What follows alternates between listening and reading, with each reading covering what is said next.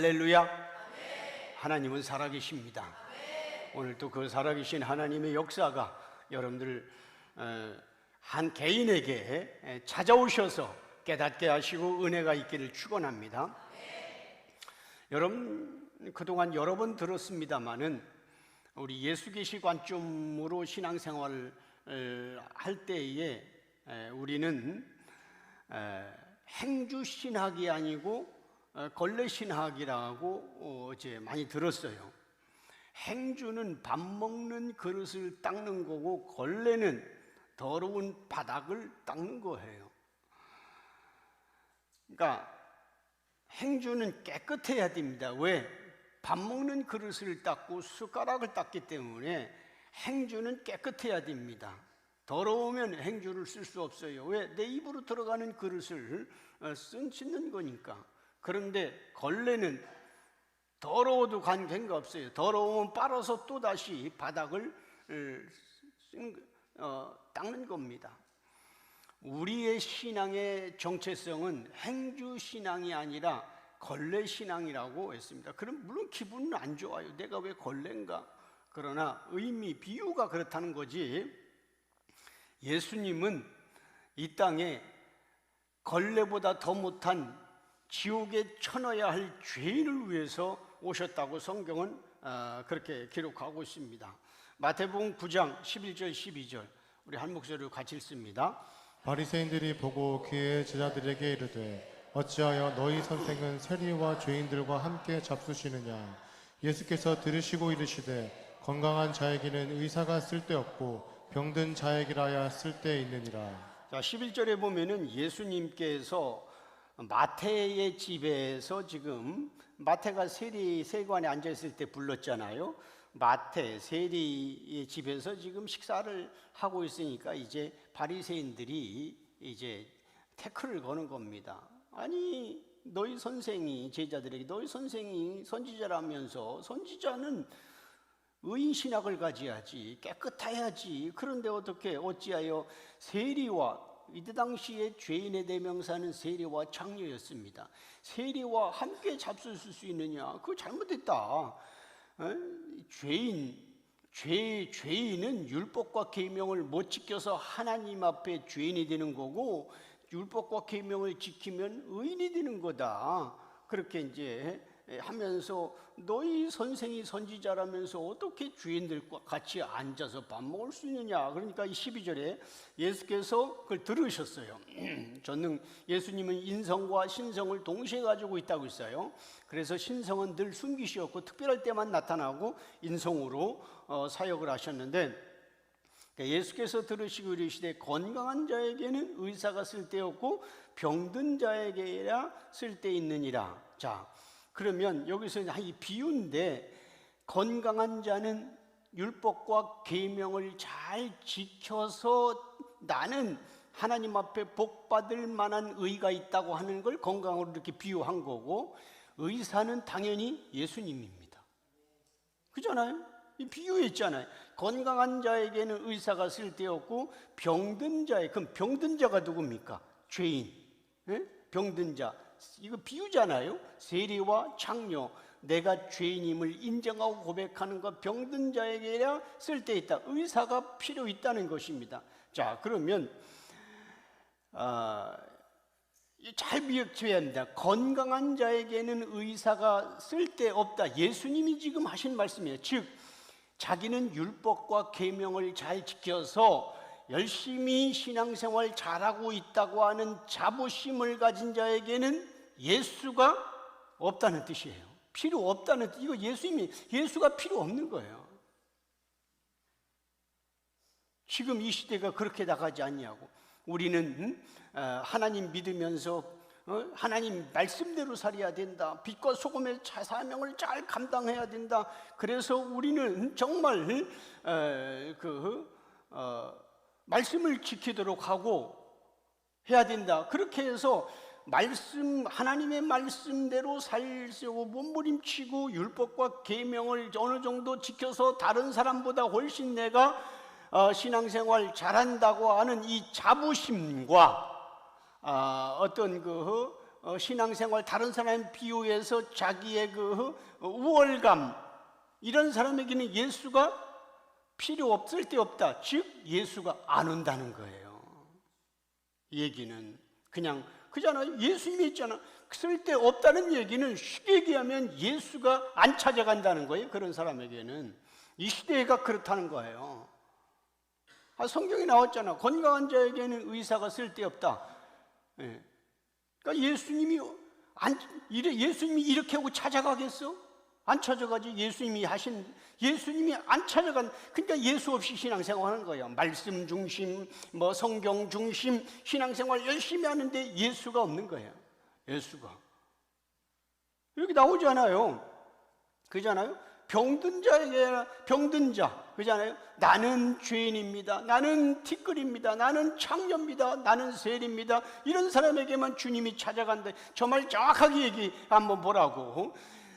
건강한 자에게는 의사가 쓸데없다는 얘기는 그냥 남 얘기하듯이 얘기하는 게 아니라 예수님이 얘기한 게 내가 안 가겠다는 거예요. 내가 그와 함께하지 않겠다는 거예요. 저 말은. 그렇잖아요. 건강한 자에게는. 이 시대가 다 건강한 자를 위해, 건강한 자의 그 신앙생활 하는 거 아닌가? 예수님은 의사잖아요. 영적 의사. 그잖아요. 영적으로 병든 그 의사를. 그러니까 우리가 모여서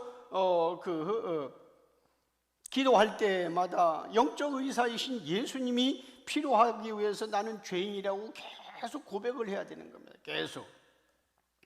내가 이 예수 계시로 알고 나서 가장 나를 부끄럽게 하고 나를 창피하게 하고 속된 말로 쪽팔리게 하는 게 뭔지 알아요?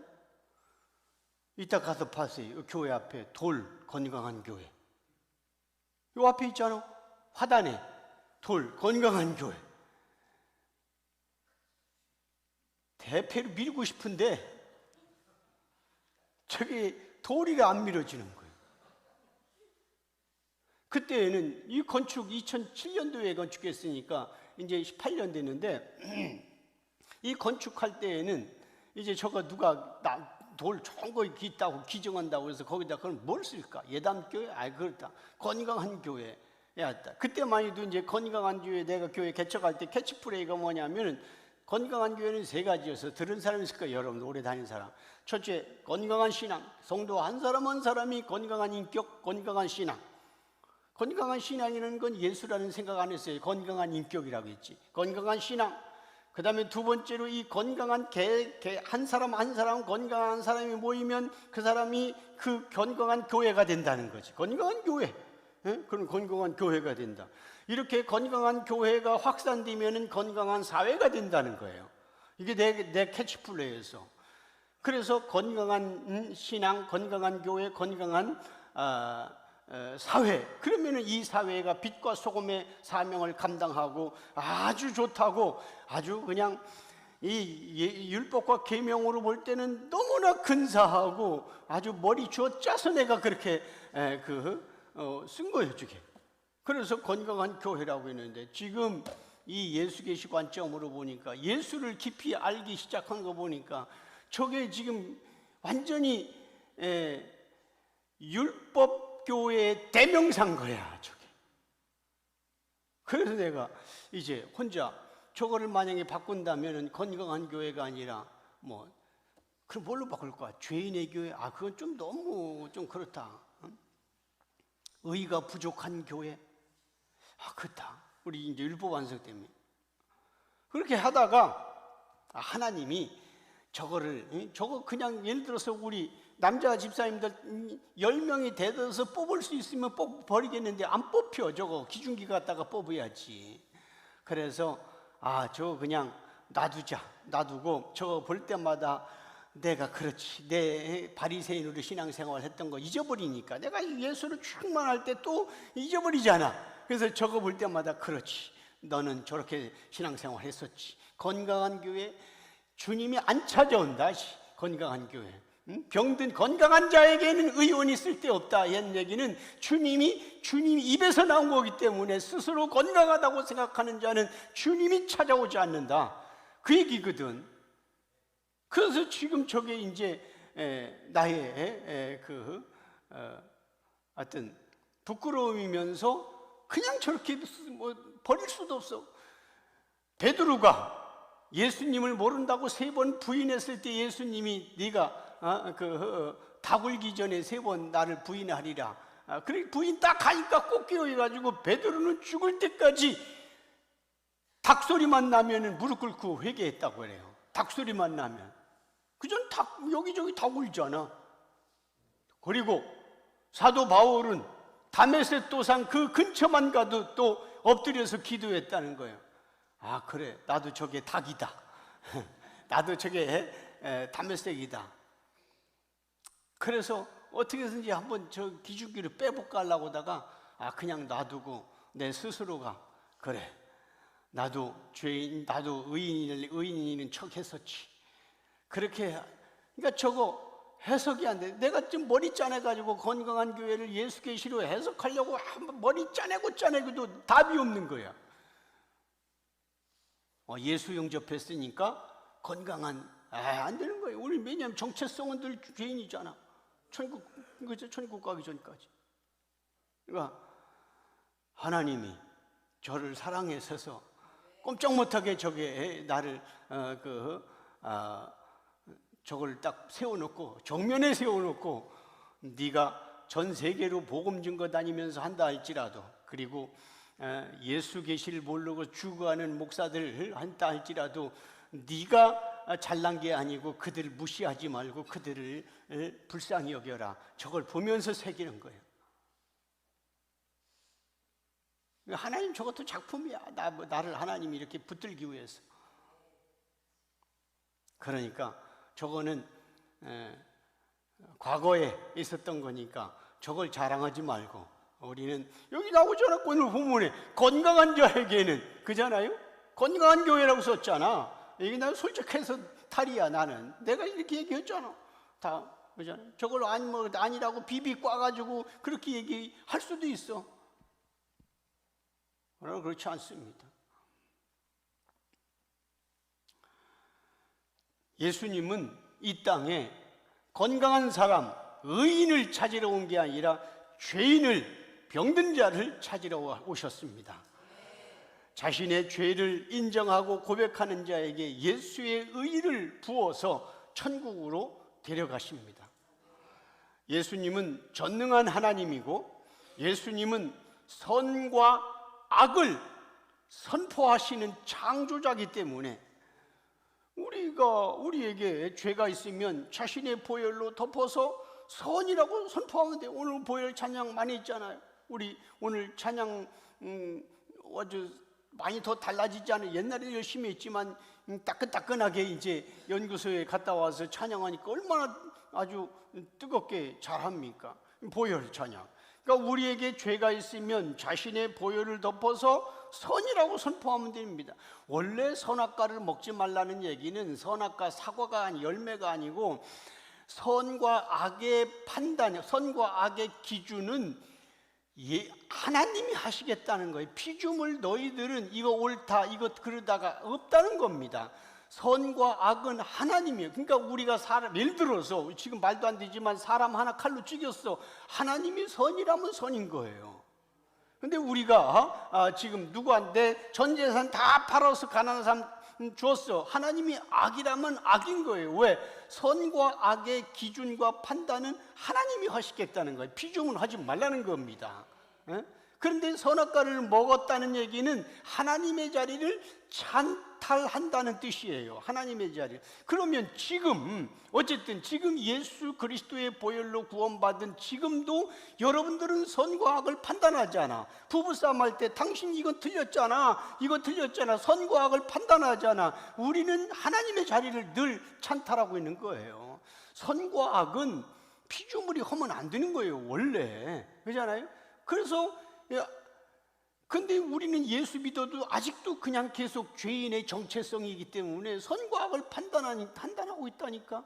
그런데 우리가 악하다고 하는 이런 사회 공동체가 악하다고 했던 것, 그거라도 주님이, 창조자가 너는 선이다, 내 보혈로 덮은다 하면 그게 선인 거예요.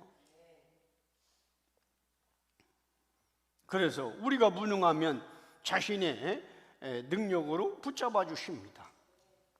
그런데 여기서 우리가 놓치면 안 되는 게 분명히 하나가 있는데, 우리가 알아야 할 것은 뭐냐면 하나님은 거룩한 속성상 죄를 사랑하지 않습니다. 우리는 죄를 지으면서 오는 그 짜릿함 때문에 그 죄 속에 계속 빠지잖아요. 그런데 하나님은 거룩한 속성상 죄를 사랑하지 않아요. 그러니까 하나님이 죄를 용서한다니까 하나님은 죄를 묵인하고 방치하고 사랑하는 줄 착각하면 안 되는 거예요. 그러므로 우리가 죄를 짓는 것은 당연시하면 안 되는 거예요. 다만 예수님의 속죄 사역으로, 아까 찬양 예수의 피, 예수 피밖에 없다. 예수님의 그 속죄 사역으로, 예수의 보혈로 우리가 손 씻는 회개를 하면 주님의 용서는 100번이 아니라 1000번이 아니라 무한 용서의 은혜가 온다는 겁니다. 이런 좋으신 예수님을 모르니까 이 시대 교인들은 피조물들이 만든 종교의 도덕과 윤리관을 성경에 대입해서 읽는 거예요. 예수가 빠지니까. 신학교에서 가르친 적도 없고 누가 가르친 적도 없고, 주님이 직접 계시자가 열어주셔야 되는데 주님이 이 시대 어두운 시대에 이 연구소 대표 목사님을 붙들어서 강력하게 계시를 열어줘서 그걸 전파하게 하는 거예요. 지금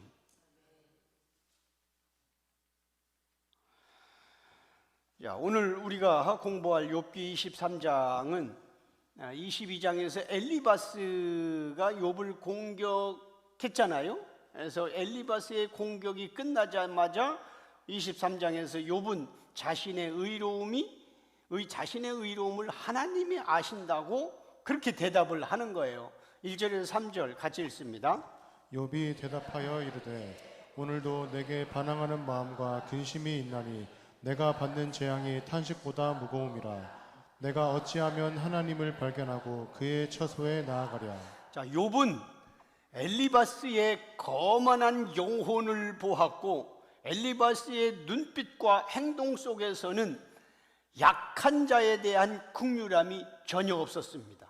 엘리바스는 그저 고난당한 욥에게 어떤 죄가 숨어 있는지 그것을 찾아내기 위해서 애쓰는 것처럼 보였습니다. 2절, 오늘 또 나는 억울한 마음 때문에 쓰라림만 남는구나. 하나님은 내가 이렇게 고통받는데도 여전히 무겁게 나를 짓누르시는구나. 3절, 어떻게 해야 하나님이 계신 곳을 알 수 있을까?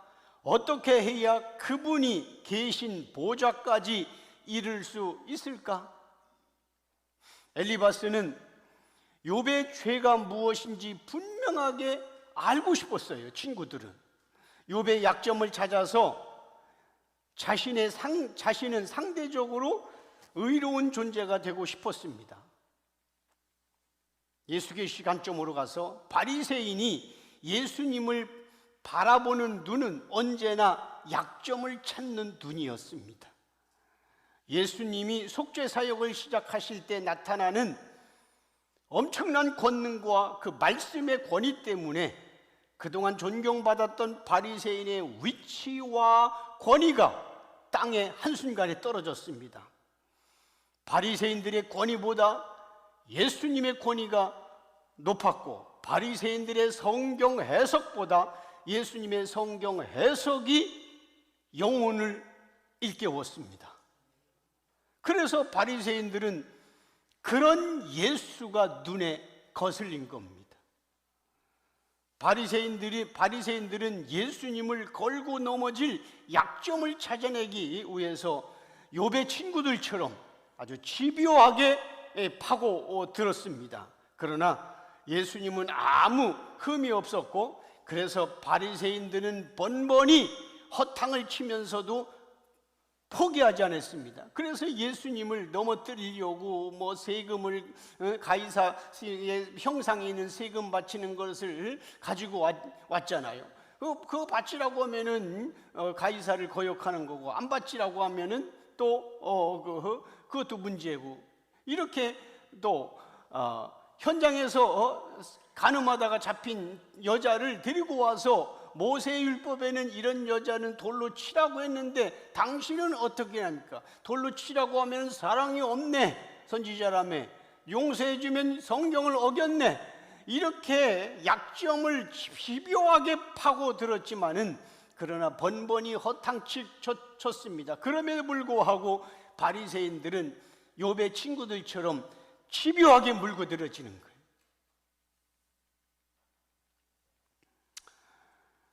오늘 본문 4절에서 5절까지 같이 읽습니다.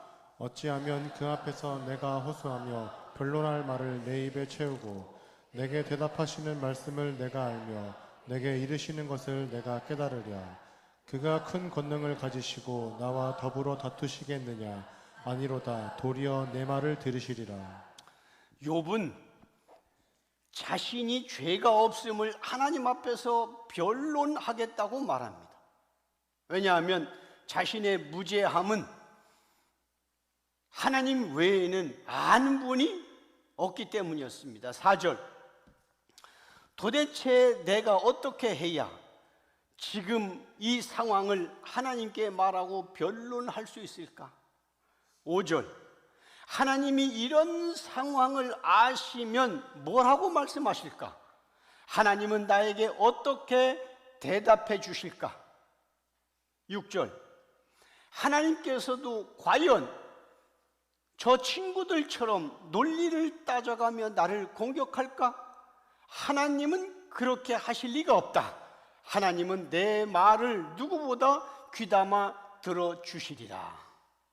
그렇습니다. 예수님이 진리이심을 증언하실 분, 예수님에게는 아무 흠이 없음을 유일하게 아시는 분은 하나님 아버지입니다. 예수님을 끊임없이 공격했던 바리새인들도 예수님이 진리라는 걸 몰랐고, 예수님 뒤에서 아무 말도 못하고 떨금을 하고 있던 12 제자도 예수님이 진리라는 건 몰랐습니다. 예수님이 감당해야 할 고통의 무게에 대하여 그 어떤 사람도 누구도 들을 자가 없었습니다. 다만 예수님의 의로우심은 하나님 아버지가 증인인 겁니다. 유일하게 증인인 겁니다. 예수님이 하나님 앞에서 변론하겠다는 말은 죄로 인해 타락한 인간에게서 나올 수 없는 거예요. 그잖아요. 생각해 보세요. 여기 오늘 본문에서 이제 하나님 앞에서 내가 변론하겠다 하잖아요. 욥이 어떤 피조물이 하나님 앞에서 자신을 변론하겠다고 이런 표현을 하겠냐고. 예수님이 하나님 앞에서 변론하겠다는 말은 죄로 인해 타락한 인간에게서는 나올 수 없는 단어예요. 어떤 인간이 하나님 앞에서 내가 죄가 없다고 하나님 앞에서 내가 변론하겠다, 어떤 인간이 그렇게 하냐고. 이것은 예수님 외에는 나올 수 없는 말이에요. 하나님 앞에서 자신을 변론하실 수 있는 분은 어떤 피조물도 불가능하고 유일하게 죄 없이 이 땅에 오신 예수님밖에 없습니다. 7절에서 9절 같이 읽습니다. 거기서는 정직한 자가 그와 변론할 수 있은즉 내가 심판자에게서 영원히 벗어나리라. 그런데 내가 앞으로 가도 그가 아니 계시고 뒤로 가도 보이지 아니하며 그가 왼쪽에서 일하시나 내가 만날 수 없고 그가 오른쪽으로 돌이키시나 배울 수 없구나. 자, 욥은 하나님만이 자신의 고난에 대한 이유를 말씀하실 수 있다고 믿었습니다. 욥이 아무리 자신이 자신이 당하는 고난은 죄 때문에 당하는 고난이 아니라고 말을 해도 당장 눈에 보이는 재앙으로 판단하기를 좋아하는 자들은 전혀 그 말에 귀를 기울이지 않습니다. 그렇다고 욥은 그런 친구들을 원망하지 않았고, 다만 하나님이 어디에 계신지 자신을 만나 주시기를 간절히 원했습니다. 욥은 하나님이 보이지 않아서 슬펐고 하나님이 자신의 고난을 외면하셔서 괴로웠습니다. 7절, 하나님 앞에서는 아무 죄 없는 자가 당당하게 말씀드릴 수 있으리라. 하나님은 나의 말을 들으신 뒤에 모든 정죄와 비난에서 무죄를 선포하시리라. 8절, 그런데 하나님은 내가 동쪽으로 가서 찾아봐도 보이지 않으시고 내가 서쪽으로 가서 둘러보아도 나타나지 않으시는구나. 9절, 하나님이 북쪽에서 일하실 때에도 나는 만날 수 없고 하나님이 남쪽으로 돌이킬 때에도 나는 그분을 붙잡을 수 없구나. 여러분, 진리는, 예수가 진리잖아요. 전에 얘기했잖아요. 사실과 진리 차이를 제가 말씀 다 드렸잖아요. 진리는 계시자 외에는 알 수가 없어요. 피조물은 진리를 몰라요. 왜? 하늘의 영혼이니까, 하늘의 언어니까. 진리이신 예수님의 의로우심은 삼위 하나님 외에는 알 수도 없고 증명할 수도 없습니다. 그래서 예수님이 요한복음 15장에 내가 올라가면 또 다른 진리 보혜사가 와서 깨닫게 하리라. 그래서 삼위 외에는 모르는 거예요. 복음서에 보면은 바리새인들은 욥의 친구들처럼 자기들 눈에 보이는 대로 예수를 그냥 공격하고 판단하고 비판했습니다. 예수님의 고통은 피조물들이 창조자인 자신을 몰라보고 핍박해서가 아니라, 예수님의 고통은 동쪽과 서쪽, 북쪽과 남쪽을 둘러보아도 나타나지 않으시는 하나님 아버지 때문에 고통입니다. 엘리 엘리 라마 사박다니 어찌하여 나를 버리셨나이까. 하나님 아버지는 예수님이 사랑하는 신부 찾기 프로젝트가 다 완성될 때까지 하나님 아버지는 예수님에게 그 얼굴을 숨기시고 철저하게 외면하셨습니다. 이것은 삼위 하나님께서 택한 자들을 구원하기 위한 섭리였습니다.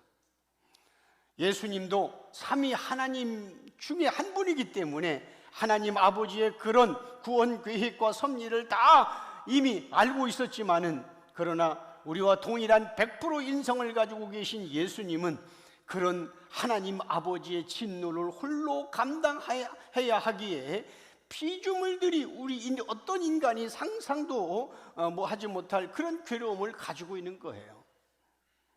예수님이 가시는 길은 피조물인 인간은 이해하지 못하고 오직 그 길은 하나님만이 아신다고 말씀하잖아요. 10절에서 12절 같이 읽습니다. 그러나 내가 가는 길을 그가 아시나니 그가 나를 단련하실 후에는 내가 순금같이 되어 나오리라. 내 발이 그의 걸음을 바로 따랐으며 내가 그의 길을 지켜 치우치지 아니하였고 내가 그의 입술의 명령을 어기지 아니하고 정한 음식보다 그의 입의 말씀을 귀히 여겼도다. 자, 욥은 순금을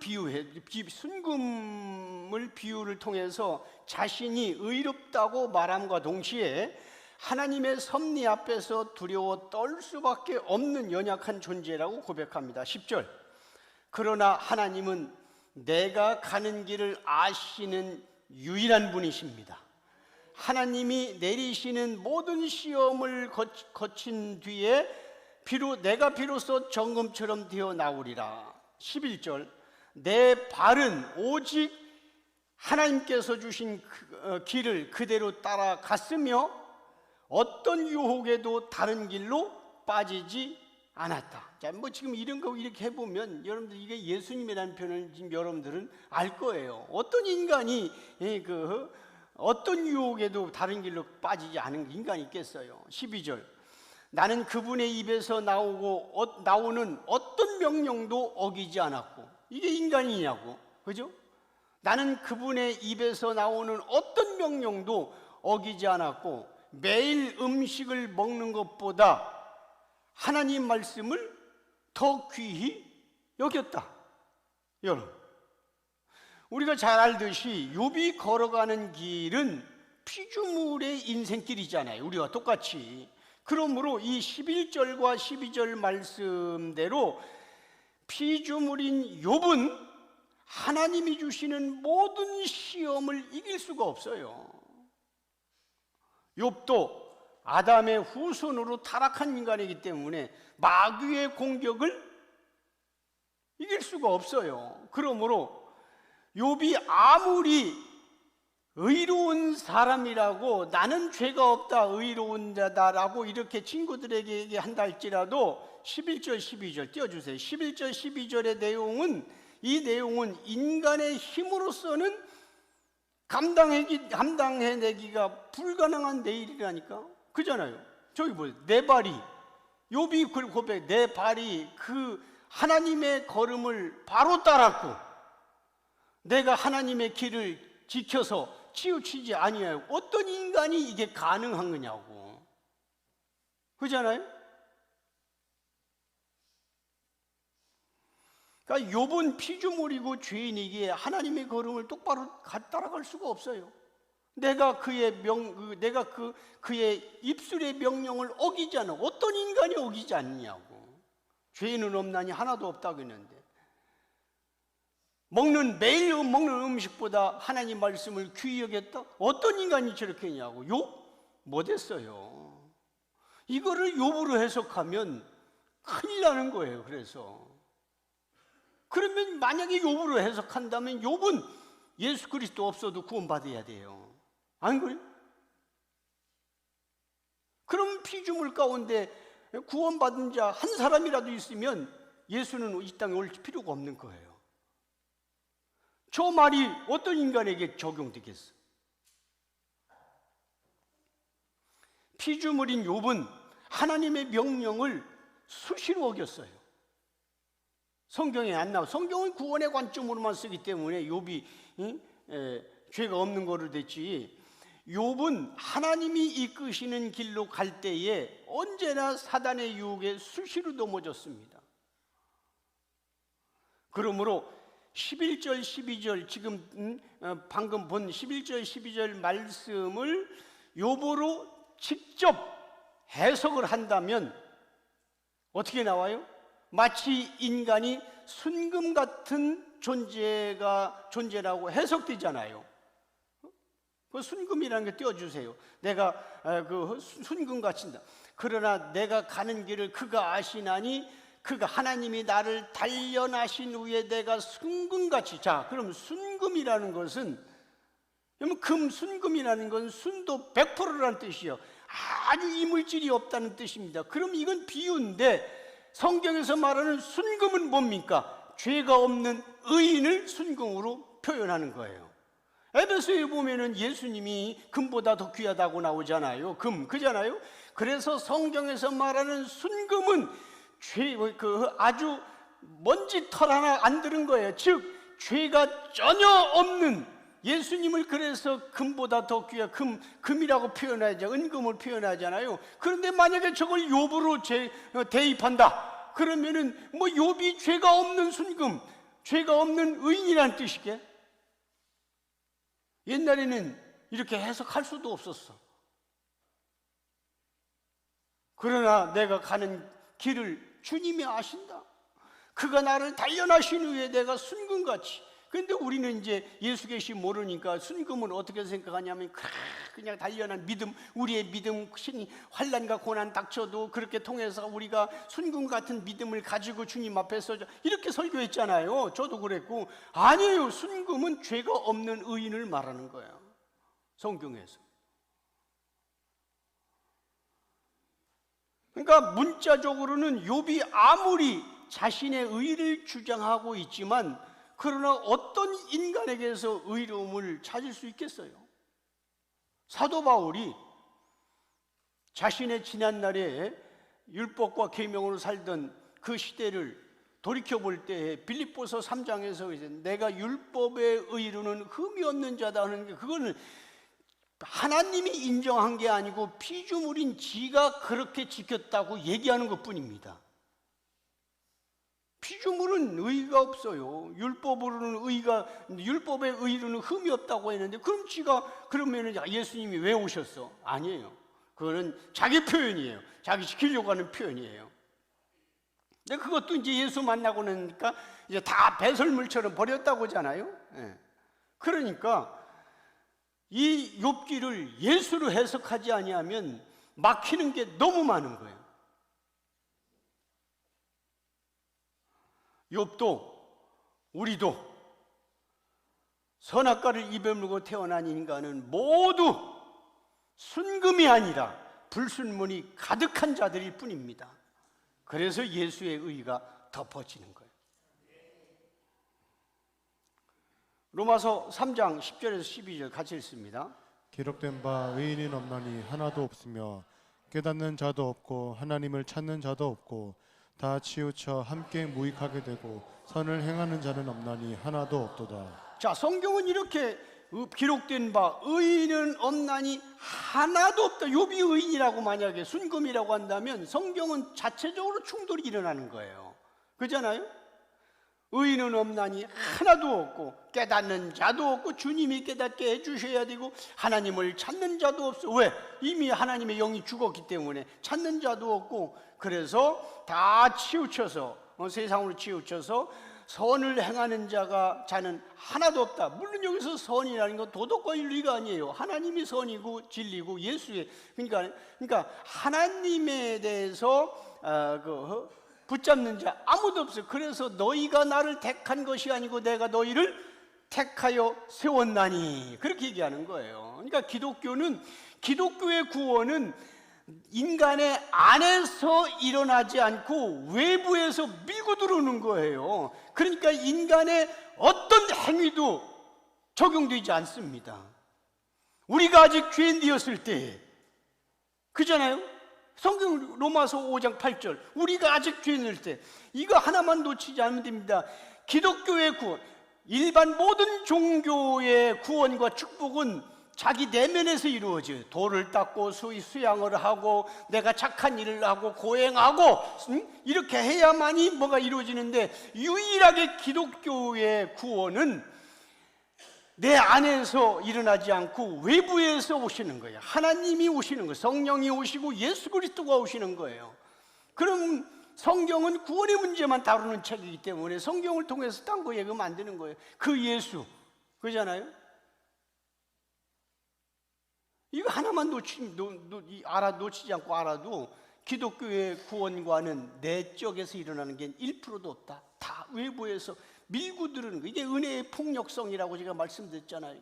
여기에서 그러면 외부에서 100% 밀고 들어온다면 내가 착하게 살고 선하게 살고 내가 바르게 사는데 그게 영향을 끼치냐고. 영향 안 끼쳐요.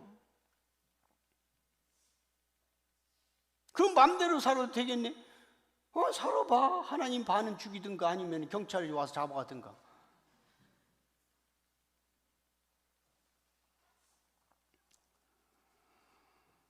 그러나 예수님은 우리와 똑같은 인간의 모습으로 이 땅에 오셨지만 아무 흠도 찾을 수 없는 의로운 분이십니다. 그래서 죄가 없는 예수님만이 사탄의 모든 시험을 이기셨고, 죄가 없는 예수님만이 하나님의 명령을 100% 지킬 수가 있습니다. 예수님만이 하나님의 모든 것을 아시고, 예수님만이 하나님 아버지가 무엇을 원하는지 아는 거예요. 요한복음 12장 49절 50절 같이 읽습니다. 내가 내 자의로 말한 것이 아니요 나를 보내신 아버지께서 내가 말할 것과 이를 것을 친히 명령하여 주셨으니 나는 그의 명령이 영생인 줄 아노라. 그러므로 내가 이르는 것은 내 아버지께서 내게 말씀하신 그대로니라 하시니라. 자, 여기 보세요. 49절, 내가 자의로 말하는 것이 아니고 나를 보내신 아버지께서. 저 전에 다 배웠어요. 피조물이 있기 전에 삼위 하나님, 성부, 성자, 성령, 삼위 하나님은 이 삼위, 아버지 하나님, 아들 하나님, 성령 하나님, 이것은 구원을 하기 위해서 우리에게 붙여진 이름이라고 했어요. 이 피조물이 생기기 전에는 동일한 삼위 하나님이 있었어요. 동일한 하나님이 이제 합의를 해서 이제 한 분은 하나님 아버지, 한 분은 하나님 아들, 한 분은 성령님, 이렇게 합의를 하고 이제 인간을 창조하고 구원하기로 했어요. 그래서 49절 말씀 보니까 내가 자의로 말하는 것이 아니고 나를 보내신 아버지께서 친히 명령을 주셨다, 그렇게 표현하는 겁니다. 그러니까 아버지의 뜻, 피조물이 생기기 전에 아버지 삼위 하나님이 합의를 하셨기 때문에 하나님의 뜻과 예수 그리스도의 구원의 뜻은 계시이기 때문에 우리에게 열어주지 않고는 우리는 알 자가 없는 거예요. 어떻게 알겠어요? 그래서 성경은 계시의 책이고, 그래서 계시자가 열어줘야 되는 겁니다. 이걸 놓치는 거예요, 이 시대는 지금. 그냥 열심히 일반 계시처럼 열심히 읽고 파고들면 아는 줄 알았는데 아니에요. 일반 계시는 파고들면 알지만 이 특별 계시는 아무리 파고들고 노력해도 안 되는 거예요. 계시자가 이건 이 뜻이야, 이건 이 뜻이야 열어줘야 되는 거예요, 계시자가. 근데 이 시대는 계시가 닫혔기 때문에 신학교도 목사도 아무도 모르는 거예요. 그런데 이렇게 주님이 어느 날 대표 목사님 찾아오셔서 자라, 내가 다음 날 다 열어주겠다 이러보니까 욥기가 다 열리고 하나님이 그렇게 해서 풀어주신 거 아니에요?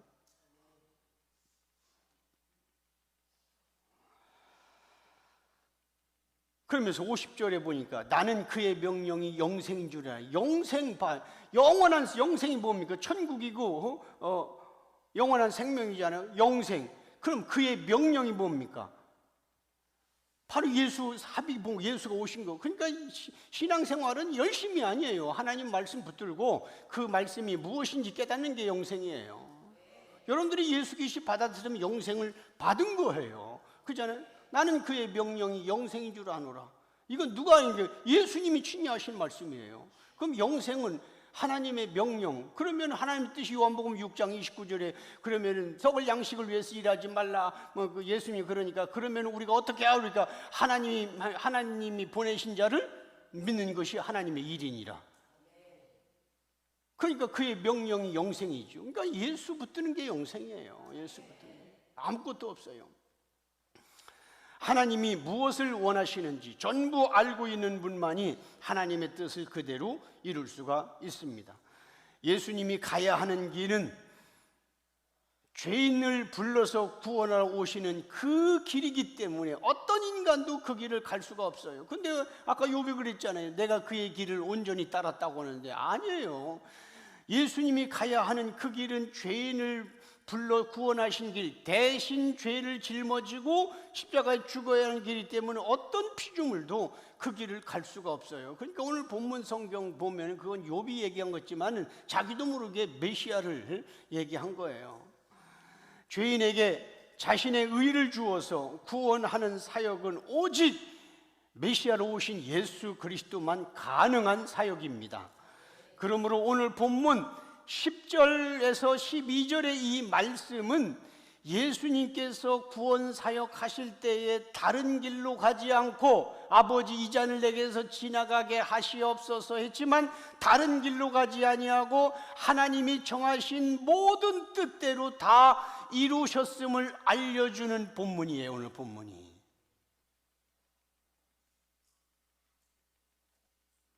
본문 다시 한번 10절에서 12절 다시 한번 이렇게 해석하고 자 같이 읽습니다. 그러나 내가 가는 길을 그가 아시나니 그가 나를 단련하신 후에는 내가 순금같이 되어 나오리라. 내 발이 그의 걸음을 바로 따랐으며 내가 그의 길을 지켜 치우치지 아니하였고 내가 그의 입술의 명령을 어기지 아니하고 정한 음식보다 그의 입의 말씀을 귀히 여겼도다. 자, 이게 죄인의 괴수인 피조물들에게 적용되냐고? 아니에요. 메시아에게 적용되는 거 말씀입니다. 이 말. 13절 14절 오늘 본문 같이 읽습니다. 그는 뜻이 일정하시니 누가 능히 돌이키랴. 그의 마음에 하고자 하시는 것이면 그것을 행하시나니 그런즉 내게 작정하신 것을 이루실 것이라. 이런 일이 그에게 많이 있느니라. 자, 욥은 계속해서 하나님에 대해서 말을 이어갑니다. 13절. 하나님께서 한 번 뜻을 정하시면 누구도 돌이킬 수 없다. 하나님은 한 번 계획하신 일은 반드시 이루시는 분이다. 14절. 따라서 나에 대한 계획도 그 뜻대로 반드시 이루시리라. 하나님은 이런 일들을 많이 일으키시는 분이다. 그렇습니다. 하나님은 당신이 계획하신 뜻을 반드시 성취하시는 분입니다. 여러분들, 피조물은 계획을 세우고 성취를 향하여 과정을 가고 하지만 전능자는 계획이 곧 완성입니다. 우리는 어제 계획을 세웠으면 오늘 또 다시 수정하고 내일 그것을 이루어가지만 시간을 초월하신 시간 밖에 있는 하나님은 영원한 현재고 그분이 말씀하신 것은 계획이면서 과정이면서 성취입니다. 인간으로서는 이해가 안 가지만 시간 밖에 있고 전능자이기 때문에 그래서 성경의 사무엘상인가 여기 보면 하나님은 인간이 아니신 시건치 아니하시고 이런 표현도 있어요. 그러니까 내가 너를 낳았다, 내가 너를 구원했다는 것은 이미 완성인 거예요. 우리가 신앙생활 잘하는 거 보고 구원하는 게 아니고 내가 너 구원하려고 했더니 너 싸가지 없어서 안 된다 게 아니고 예수님의 말씀은 계획이고 과정이고 완성 자체라니까. 삼위 하나님의 뜻대로 예수님의 사역은 죄인을 위해 대신 죽는 속죄의 죽음으로 다 이루어집니다. 이 구원의 길은 삼위 하나님이 합의해서 결정하셨기 때문에 취소되거나 변경되지 않습니다.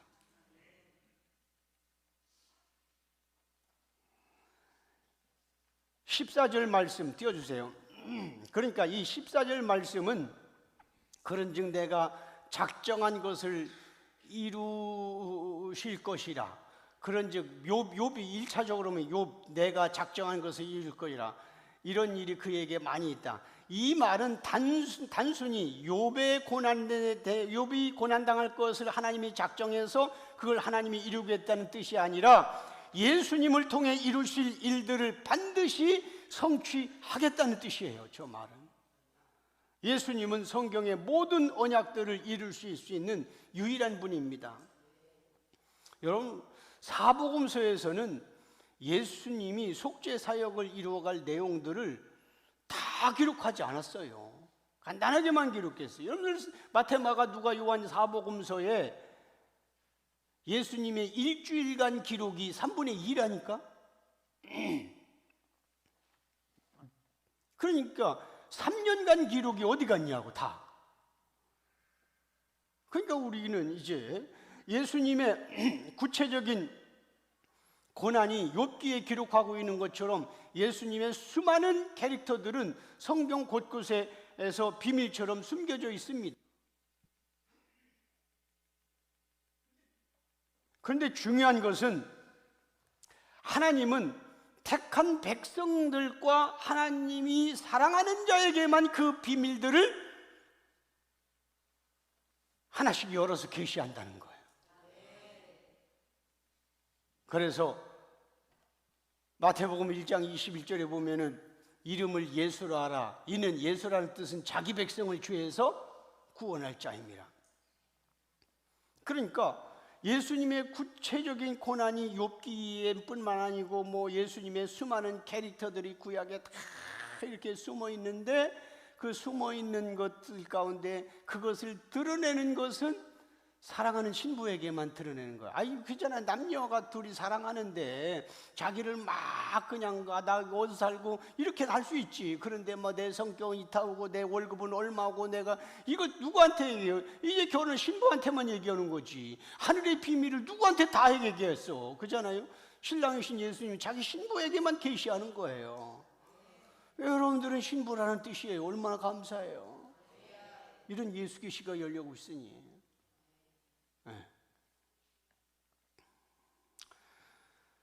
자, 오늘 본문 15절에서 17절 읽기 바랍니다.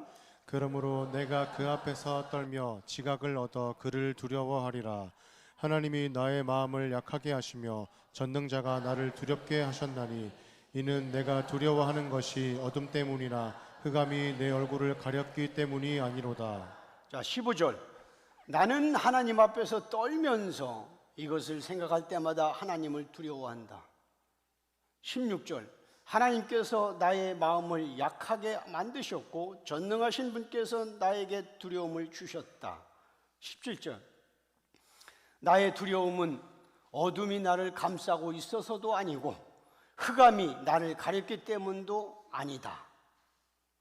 여러분, 욥은 하나님이 자신을 두렵게 만드신 이유가 어둠이나 흑암 때문이 아니라 하나님의 섭리하심을 모르기 때문이라고 말을 합니다. 그렇습니다. 우리도 욥처럼 하나님의 뜻을 몰라서 두렵고 답답할 때가 있잖아요. 그런데 우리의 두려움, 저와 여러분들의 두려움은 내가 처한 현실의 이 고통과 앞으로 일어날 미래에 대해서 무서워하는 두려움입니다.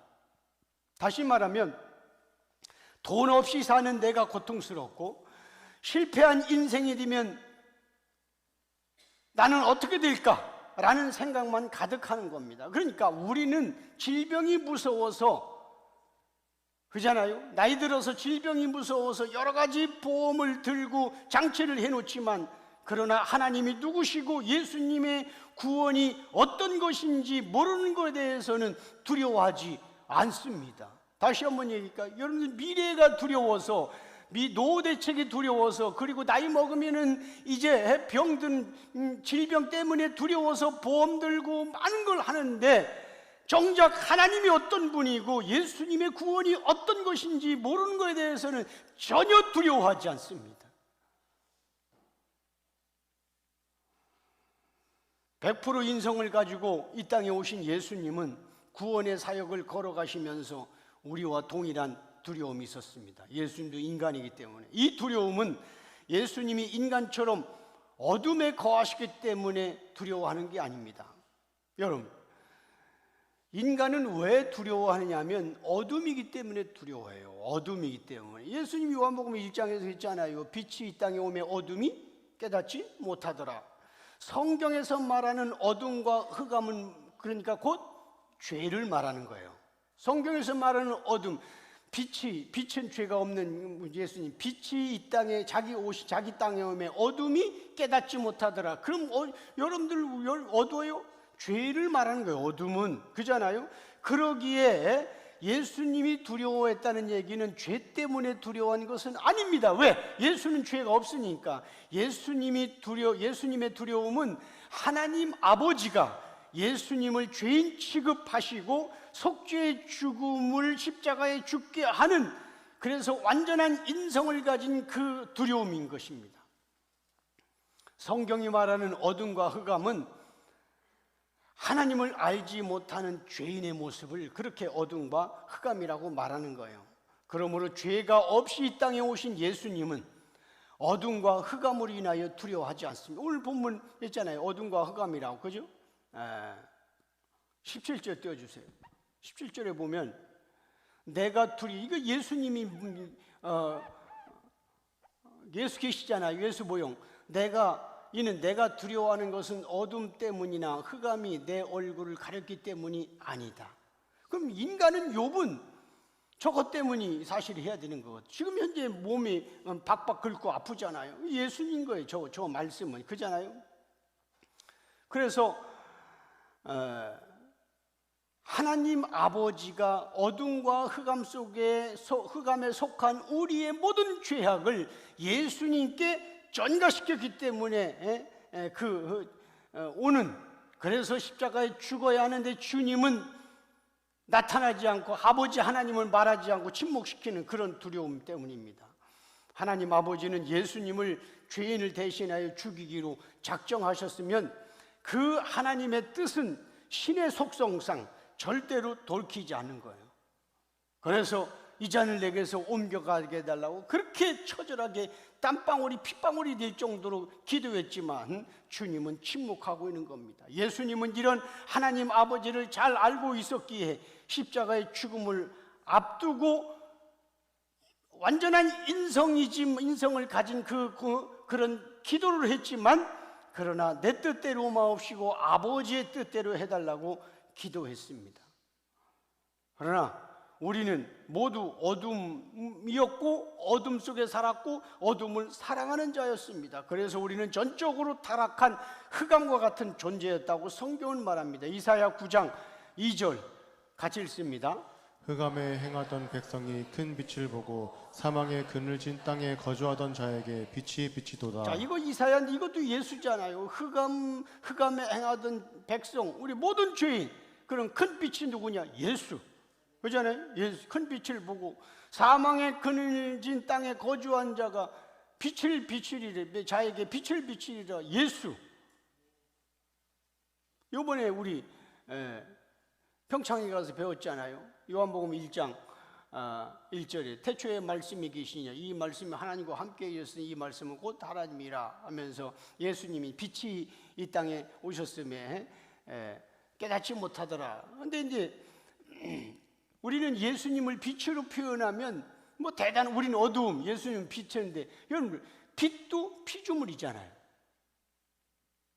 태양빛 말고 그 전에 빛이 있으라 하니까 하나님이 빛을 내쳤잖아요. 그러면 하나님이 창조하기 전에 빛이 없었어요. 그러니까 빛도 피조물이라고, 그죠? 빛도. 그런데 전능자를 피조물에 비유해서 빛이라고 얘기하면 우리는 엄청나게 주님을 영광 돌리는 것 생각하는데, 그 자체가, 전능자가 피조물인 빛으로 표현되는 자체가 수치스러운 거예요. 그렇잖아요? 피조물인. 이걸 이제 이번에 평창 가서 조금 배웠잖아요. 우리 옛날부터 말을 많이 듣고 했는데, 제가 이제 이런 것들 이제 여러분 거기 많이 더 갔다 오면 내가 더 이제 편하게 얘기할 수 있는데, 그렇잖아요. 근데 여기 우리는 다시 띄워주세요. 흑암에 행하던 백성이, 우리가 뭐든 다 흑암인 거예요. 이거 흑암은 뭡니까? 비유입니다. 죄의 가운 큰 빛 예수로 오실 거다. 앞으로 구약은 전부 다 예수 계시니까. 사망의 그늘질 땅에 뭡니까? 지옥 간데, 사망은 지옥이잖아요. 그잖아요. 근데 빛을 비추는 거예요. 그러니까 타락한 인간은 어둠과 흑암처럼 살다가 죽어서 지옥에 떨어져야 할 그런 비참한 존재였단 말입니다. 여러분들, 내가 늘 얘기하잖아요. 천국과 지옥은 영원이라고. 우리 인간에게는 두 생명이 있는데, 영적 생명이 있고 육적 생명이 있는데, 육신은 죽으면 흙으로 들어가지만 영적 생명은 영원히 소멸되지 않기 때문에 어딘가가 영원히 있어야 되는데, 그것이 지옥과 천국인데, 이제 천국과 지옥은 육과 영이 분리돼서 그 영만 이게 호리병처럼 나온 것처럼 가지 않고 새로운 오감을 느끼는 그 육체와 결합되어서, 그 대표가 부활하신 예수님이, 이제 예수님이 부활하신 그 몸, 그래서 먹기도 하셨잖아요. 부활하신 예수님 제자들하고 함께 먹었잖아요. 옆구리 만져보라고 했잖아요. 그래서 다 대화도 했잖아요. 이렇게 부활한다는 거예요, 예수님처럼. 근데 지옥도 그렇게 부활해서 있는 거예요. 지옥가도 내가 왜 지옥에 왔는지 계시가 다 열리기 때문에 할 말도 없고 그냥 이를 갈며 영원히 고통당한다니까. 여러분, 그걸 생각해 보세요. 그래서 내가 영원한 지옥, 영원한 천국 옆에 이 땅에 100년을 갖다 놓으면 점보다 더 작은데 뭘 이 땅에 것 가지고 그렇게 빌빌거리냐고. 이번에 강의 들으면서 있잖아요. 이 예수를 알면 자식 때문에 빌빌거리지 말고, 이 예수를 알면 돈 때문에 빌빌거리지 말고, 예수를 알아가는데 투자하라. 이게 깨닫기 시작하면 겁나는 게 없어요. 두려운 게 없어요. 자식이 공부 못하면 뭐하고, 자식이 공부도 잘하면 뭐 합니까? 예수가 없는데.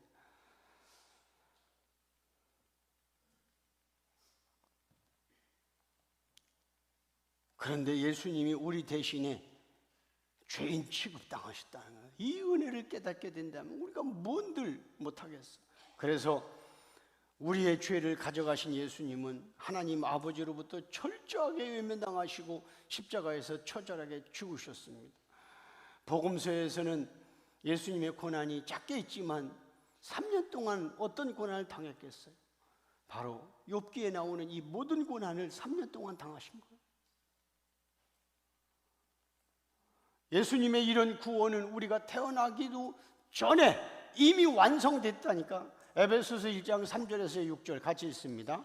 찬송하리로다. 하나님 곧 우리 주 예수 그리스도의 아버지께서 그리스도 안에서 하늘에 속한 모든 신령한 복을 우리에게 주시되 곧 창세전에 그리스도 안에서 우리를 택하사 우리로 사랑 안에서 그 앞에 거룩하고 흠이 없게 하시려고 그 기쁘신 뜻대로 우리를 예정하사 예수 그리스도로 말미암아 자기의 아들들이 되게 하셨으니 이는 그가 사랑하시는 자 안에서 우리에게 거저 주시는 바 그의 은혜의 영광을 찬송하게 하려는 것이라. 우리가 잘 아는 대로 이 말씀은 예수 그리스도의 구원 사역이고 그분이 이 땅에 왜 오시는 건데 3절에 보니까 우리에게 하늘에 속한 신령한 복을 우리에게 주신다는 거예요. 제발 땅의 것 때문에 이제 울지 말라고. 하나님이 주신 원하는 건 하늘에 속한 신령한 복이에요. 죽은 영혼을 살려내는 거고 영생하는 거예요. 이걸 모르니까 이 땅의 무당 종교처럼 타종교처럼 이제 하나님께 이렇게 이 땅에 구하고 삿대질하고 그러는 거예요. 우리는 하늘에 속한 신령한 복이에요. 그렇잖아요? 가르쳐주는 자가 없으니까 그동안 잘못 배운 잘못 배운 확신지수가 200%다 보니까 제대로 가르쳐는 소수가 가르쳐주니까 다수가 이제 거부하는 거예요. 신령한 하늘에 속한 창세전에 모토한 거예요. 4절에 보니까 창세전에 우리를 택하였고 그잖아요. 그래서 왜? 거룩하고 흠이 없게 하려고 주님 앞에. 거룩하고 흠이 없어야지. 흠이 있으면 되겠어. 그래서 다른 건 없어. 율법과 계명이 아니라 예수의 보혈로 덮어지면 되는 거예요. 예수의 보혈은 거룩해지는 거예요. 거룩. 그래서 여러분들 성화의 과정 다 개털입니다. 무슨 성화의 과정이 있어? 예수를 믿는 즉시 바로 거룩해지고 성화되고, 성화의 과정은 없는 거예요. 전능자에게는 과거와 미래와 현재가 없다니까. 항상 현재니까 하나님이 주시는 것은, 그래서 우리 인간에게는 성화의 과정, 이 시대는 지금 물론 나도 그걸 개별 성화의 과정을 그렇게 많이 가르쳐요. 그래서 예수 믿는 사람은 이렇게 변화되고 이렇게 성화돼야 된다. 아니라니까. 거룩은 예수라니까. 네. 그잖아요. 기쁘신 뜻대로 우리를 예정하사 그래서 아들들이 되게 하셨고, 그잖아요. 거저 주시는 바, 다 거저 주시는 바예요. 면목 없이 거저 주는 거예요. 외부로서 거저, 내 노력은 하나도 안 들어가는 거예요. 왜? 영광을 찬송하게 하려고. 우리는 이런 놀라운 예수님의 은혜에 대해서 그동안 구체적으로 몰랐다는 겁니다. 그래서 영적으로 무지한 우리는 나의 죄악의 더러움이 얼마나 무서운지 몰랐기에 무당들도 구하는 이 땅에 복을 주시지 않는다고 예수님께 삿대질하고 항의하며 그렇게 서운해하는 겁니다.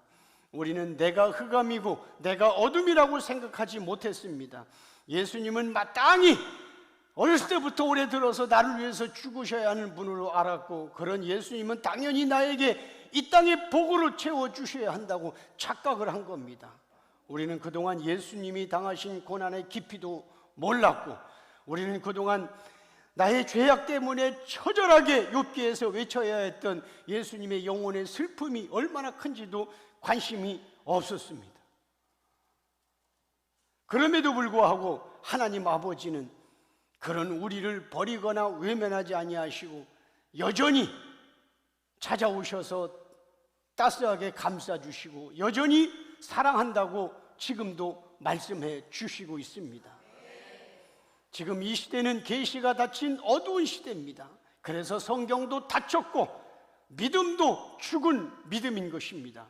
그런데 예수 부흥의 시대와 종교개혁의 시대에는 소수의 인원에게 부어주신 계시의 은혜로 하나님 나라가 그렇게 시작한 것처럼 핍박과 환난 가운데 지금 이 시대에도 주님은 다수가 아니라 소수인 우리에게 이런 계시의 영을 부어주셔서 예수 부흥의 시대를 이끌어 가고 있는 것입니다.